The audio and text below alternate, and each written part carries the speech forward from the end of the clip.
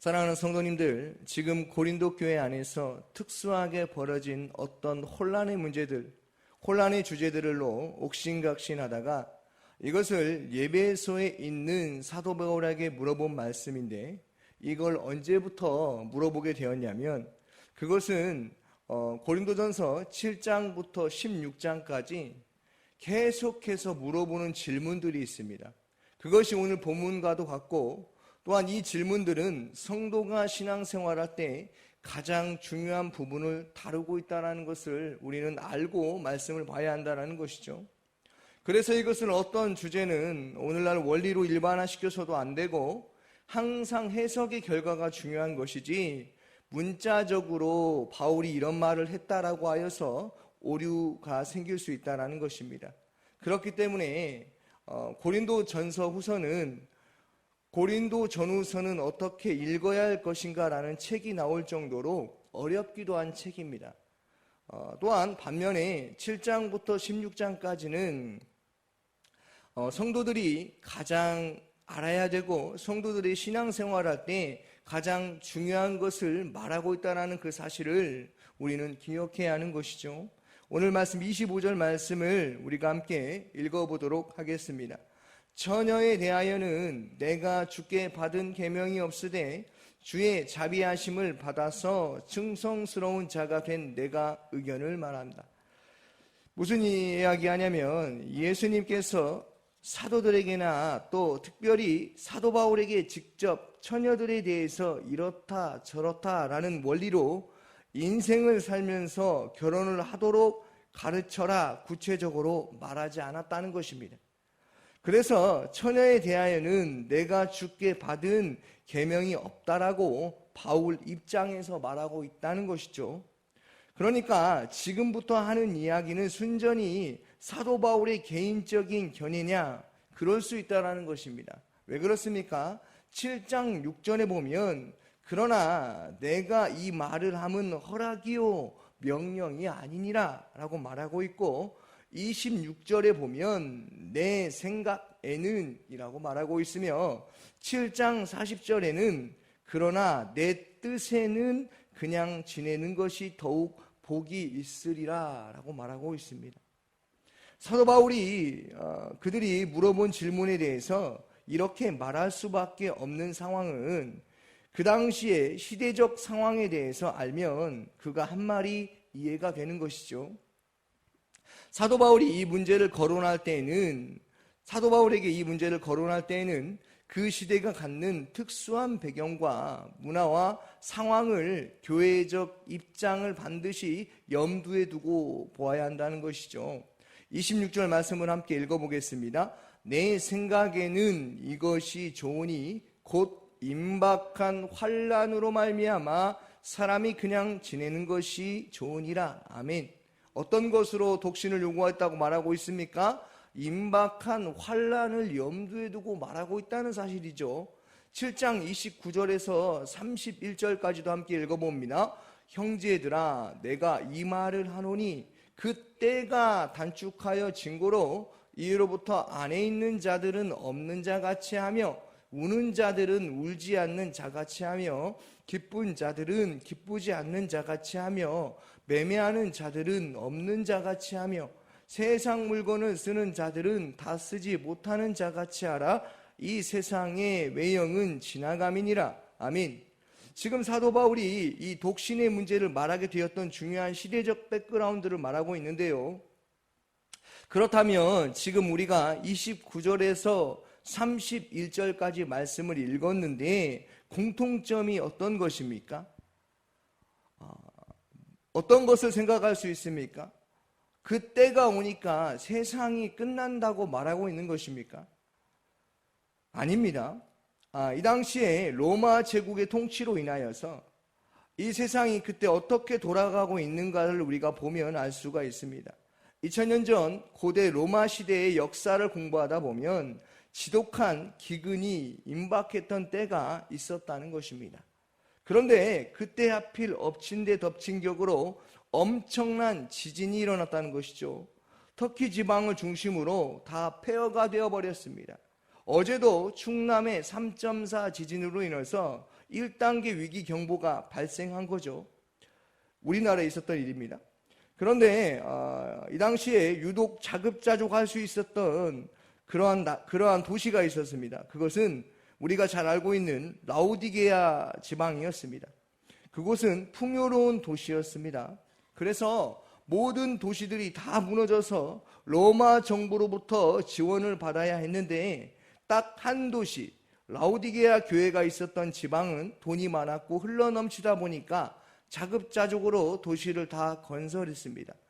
라오디게아 도시만 제외하고 나머지는 완전히 지진으로 인해서 다 무너져 버린 것이죠. 이로 인하여서 어마어마한 가뭄과 지진이 그 지역을 쓸고 지나가 버렸습니다. 그래서 지나가는 길에 곳곳에 죽은 사람들이 많았습니다. 아기들도 그렇고 90년대 초에 북한에 200만 명이 죽었다고 들었습니다. 그러니까 막 태어난 아기들이 거의 다 죽어버린 것이죠. 왜 그렇습니까? 먹을 것을 제대로 먹지 못해서 말라가는 것입니다. 그때 그 기간의 재앙이었습니다. 지진이 그렇게 온 땅을 갈아엎어 놓으니까 농사도 할 수가 없었지요. 아니 못하는 거죠. 그러니까요, 사람들이 먹고 살 수가 없으니까 죽어가는 것입니다. 너무나 안타까운 것은 예수를 알지 못하고 복음을 듣지 못하고 죽어가는 것이죠. 다시 한번 우리가 26절에서 29절 말씀을 읽어보도록 하겠습니다. 내 생각에는 이것이 좋으니 곧 임박한 환난으로 말미암아 사람이 그냥 지내는 것이 좋으니라. 내가 아내에게 매였느냐 노이기를 구하지 말며 아내에게 노였느냐 아내를 구하지 말라. 그러나 장가가도 죄짓는 것이 아니요 처녀가 시집가도 죄짓는 것이 아니로되 이런 이들은 육신의 고난이 있으리니 나는 너희를 아끼노라. 형제들아 내가 이 말을 하노니 그 때가 단축하여진 고로 이후로부터 안에 있는 자들은 없는 자 같이 하며. 아멘. 이게 무슨 이야기입니까? 이 편지를 사도 바울이 쓴 이유는 무엇입니까? 15년 후에 로마 군대에 의해서 예루살렘이 공격당하고 함락되지만 유대 역사에 끔찍한 변명과 엄청난 재앙이 일어나고 있다는 사실이죠. 바로 그때에 이러한 질문들이 일어났다는 것입니다. 그런데 이것은요 예수님 시대에도 예언했던 내용입니다. 우리 한번 마태복음 13장 2절부터 해서 한번 보면 좋겠습니다. 마태복음 13장 2절에서 또 5절에서 13절 말씀인데요, 제가 한번 읽어드리니까 천천히 찾아서 한번 보시기를 바랍니다. 대답하되 이르시되 너희가 이 모든 것을 보지 못하였느냐? 내가 진실로 너희에게 이르노니 돌 하나도 돌이 남지 않고 다 무너뜨려지리라. 많은 사람이 내 이름으로 와서 이르되 나는 그리스도라 하여 많은 사람을 미혹하리라. 난리와 난리 소문을 듣겠으나 너희는 삼가 두려워하지 말라. 이런 일이 있어야 하되 아직 끝은 아니니라. 민족이 민족을 나라가 나라를 대적하고 일어나겠고 곳곳에 기근과 지진이 있으리니 이 모든 것은 재난의 시작이니라. 그때 사람들이 너희를 환난에 넘겨주겠으며 너희를 죽이리니 너희가 내 이름 때문에 모든 민족에게 미움을 받으리라. 그때에 많은 사람이 실족하게 되어 서로 잡아주고 서로 미워하겠으며 거짓 선지자가 많이 일어나 많은 사람을 미혹하겠으며 불법이 성함으로 많은 사랑이 식어지리라. 그러나 끝까지 견디는 자는 구원을 얻으리라. 아멘. 다시 본문으로 넘어옵니다. 그 당시에 홍기를 꽉 채운 젊은이들이 물어본 질문이었다는 것이죠. 처녀의 때에 어떻게 하는 것이 좋습니까? 라는 그런 질문이죠.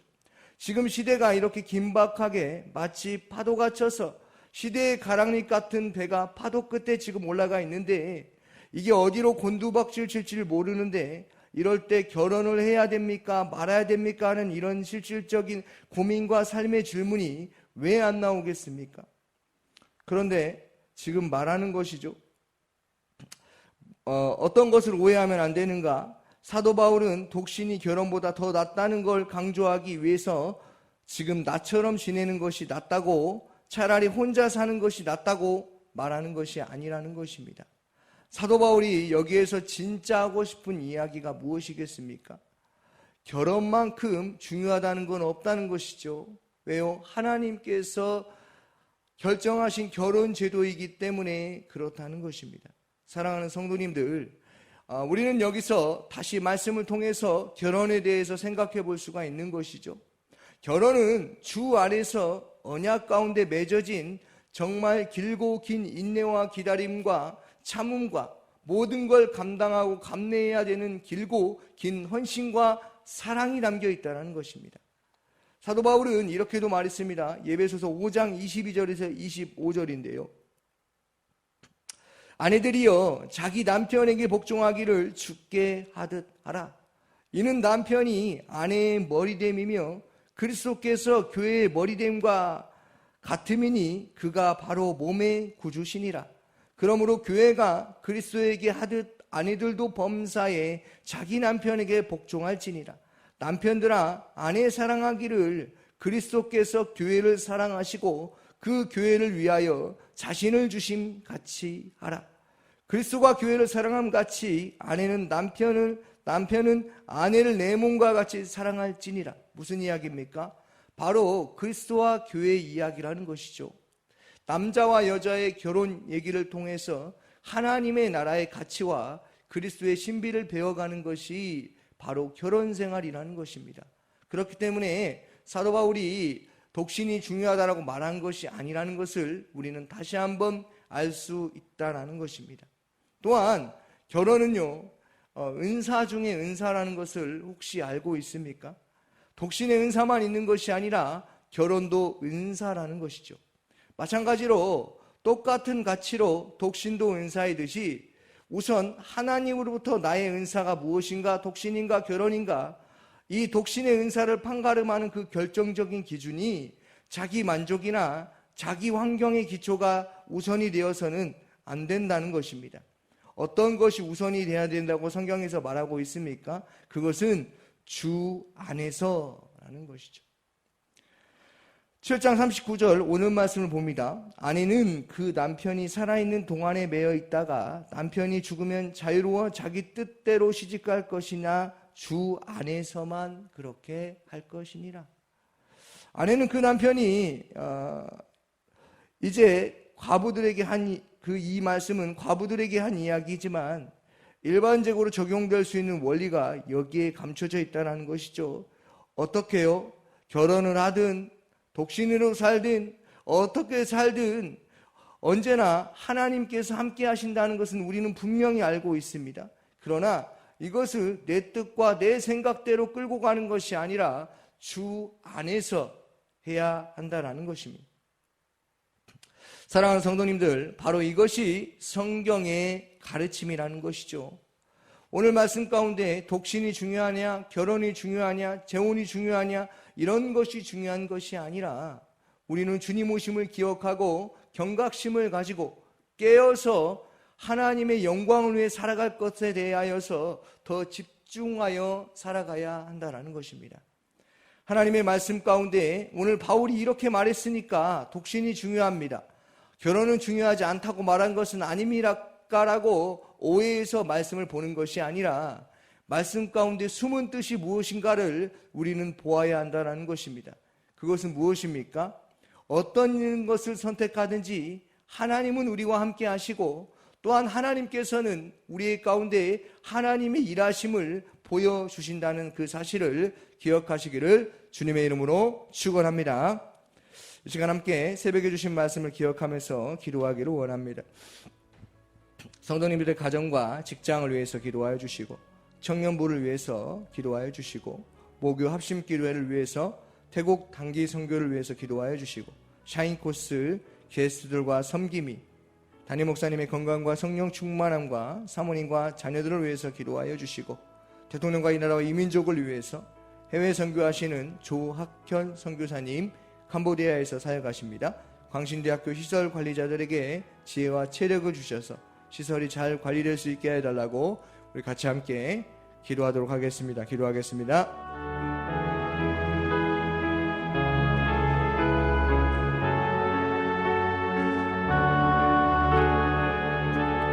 사랑이 많으신 아버지 하나님, 우리가 어떤 선택을 하든지 주 안에서 헤쳐나갈 수 있도록 하나님 인도하여 주시옵소서. 사람의 마음과 감정으로 어떤 것을 선택하고 판단하기보다 하나님께서 원하고 바라시는 뜻이 무엇인가를 분별하여서 분별력을 가지고 육신에 속한 자처럼 살아가는 것이 아니라 영에 속한 자처럼 성령 충만함으로 오늘 하루를 기회로 삼고 살아갈 수 있도록 하나님 큰 은혜를 베풀어 주시옵소서.